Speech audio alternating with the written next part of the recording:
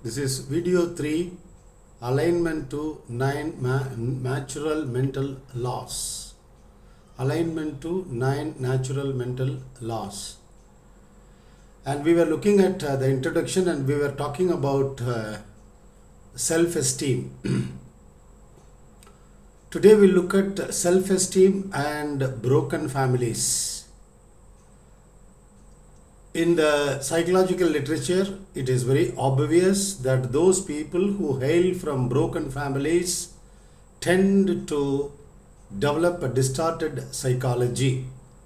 In those families where parents were separated, or one of the parents died, or both the parents died, or it was a dysfunctional family in the sense both the parents were constantly fighting, children who hail from such families tend to develop sort of insecurity, deep sense of insecurity, which results in low self-esteem, and two things come out of it as a result.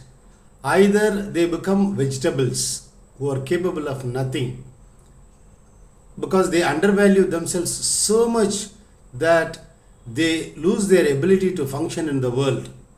You would have seen cases in your own life. I have seen many such cases in my life. Otherwise, as an alternative, they tend to develop a sort of fire in their belly, a sort of sense of vengeance towards life, and they end up working hard and they become tough and they become toughies of the world, so to say.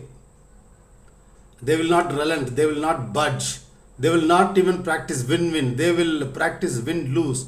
They would like to crush others. Only two things are possible. It is a thankful thing. It's a wonderful thing to have a neutral self-esteem.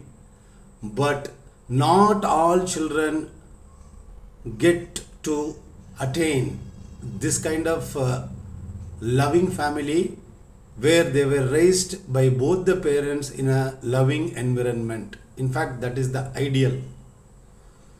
That is where children can develop a neutral psychology. Otherwise, it gets distorted from the very beginning. And once distorted forever. People do not understand why their psychology is functioning like this, why they are very aggressive and arrogant, or why they are so humble like a doormat. Without understanding the phenomenon, they get to live their lifetime in the same psychological configuration, so to say. People who seem to be very tough are the ones, if you offer them love and respect, soon they'll turn around and they'll start speaking to you with tears in their eyes and love, because they are the ones who were deprived of love and concern and inclusiveness at a young age. Having been deprived of love and care at a young age, they tend to develop a hard shell around them. There are no such toughies. The real toughies in the world are ones whom we cannot conquer at all, like Mahatma Gandhi, where the toughness proceeds from an understanding of the natural law: as we sow, so shall we reap. It emanates, that kind of grit and determination emanates from love and respect for a higher goal. Whereas people with catapultal psychology, distorted psychology, they can show toughness only to some extent, but they will yield at some point. But people who proceed from love and people who are motivated by higher ideals and altruism, we can never win over them. They will be formidable and powerful. And somehow life happens like this. What to do? What about children who hail from broken families? Families from where they hail and where their parents divorced for so many reasons. It's unfortunate, but the system functions like this. The social system keeps generating dysfunctional families, and unfortunate children. The only message could be for those children, the message could be that we cannot do anything about the past. At best, we can be determined not to repeat the history. Usually, when we speak of broken families, it is said that history repeats. In a family where the mother had been single, if she raises her children, especially female children, tend to display this quality of becoming a single mother because the psychology is deeply ingrained, the model being the mother.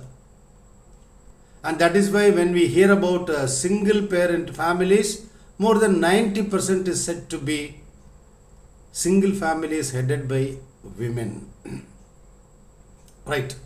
This is the truth. This is the psychological truth. That is what we hear, we read about wherever we go. And Dr. Scott Peck in his book, The Road Less Traveled, he speaks about it. He says, love is everything. Even when some small petty issues are there between parents in a family, which is fundamentally loving, he says, it will not cause hurt to children. But where the problems are big, where parents are separated, it becomes a cause of deep anxiety, suffering, low self-esteem for children. In spite of that, children who hail from such families have to live their life. As per the law of as you sow, so shall you reap, I would suggest that such children can start giving what they really did not receive. You did not receive love, right? But aren't you capable of giving love towards others? Love in the sense not that you spend all your time giving love to others. Wherever and whenever possible, be loving, be empathetic, and be considerate towards others, because as per the law of as you sow, you will start receiving love and affection, care from others soon. There is no other alternative because we cannot do anything about the past. Past is past. And although children are directly not responsible for the separation of parents or death of one of the parents or both the parents, still they have to live with the psychology that is developed because of these circumstances. The only way is to understand the system and then stick to the higher ideal that love is everything and start living a loving life, a life in which we can show affection and love to other people to the extent we can. This is the way we can heal ourselves, and we have to be careful not to repeat the history. See, we can live life whichever way we want in the name of liberty, but when it comes to family life, once we have given birth to children, it is very, very important that parents set aside their own priorities and then start valuing the priority of raising children in a healthy manner.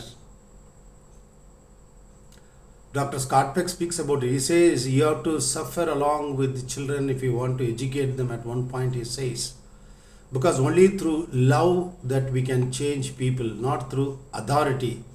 And he suggests the best way is to serve as a model. So this is all about self-esteem. In your work environment and in your social environment, you can easily identify people who have low self-esteem, who have neutral self-esteem, and who have pride and conceit in them. Those people who look at you, when you look at people with pride or conceit, understand they were deprived of love and affection early in life, or they developed low self-esteem due to several other such factors as looks, complexion, and their intelligence level, achievement level, and so on. Poverty is one of the major reasons for low self-esteem, it is said. But poverty can be treated as really a source of inspiration. Many people have done it. Those people who were born in poor families have become filthy rich. Stories abound. That is not a problem at all. In fact, the real problem is broken families. But we cannot solve the past insofar as we cannot change the past. We need to accept, proceed, not repeat the history, and start giving love. That could be the ideal way to live life. And in our environment, social and work environment, if you find people who show low self-esteem, we can empathize with them, and if you are genuine friends, we can point it out to them that they have every right to live life with pride and with their head held straight. They don't have to really bow down unnecessarily. All this comes as a result of developing neutral psychology. Neutral psychology is accepting things as they are, accepting yourself as you are, in spite of all the strengths and weaknesses. Right? We cannot change our parents, we cannot change the past, we can change ourselves. We can do our best. Because life happens hierarchically, we cannot change it at all. Right? There is a person who is richer than you are, as I already said. There is a person who is poorer than you are, more beautiful than you are, less beautiful than you are, more handsome than you are, less handsome than you are, more capable, less capable, more accomplished, less accomplished, and so on. Did you create this universe? No. Accept yourself as you are, in whatever condition you are in. Then align yourself to these 9 natural mental laws and proceed to live life. Just see how life changes. So neutral self-esteem is looking at things as they are, first accepting it, then proceeding to change whatever could be changed. Let us think about it.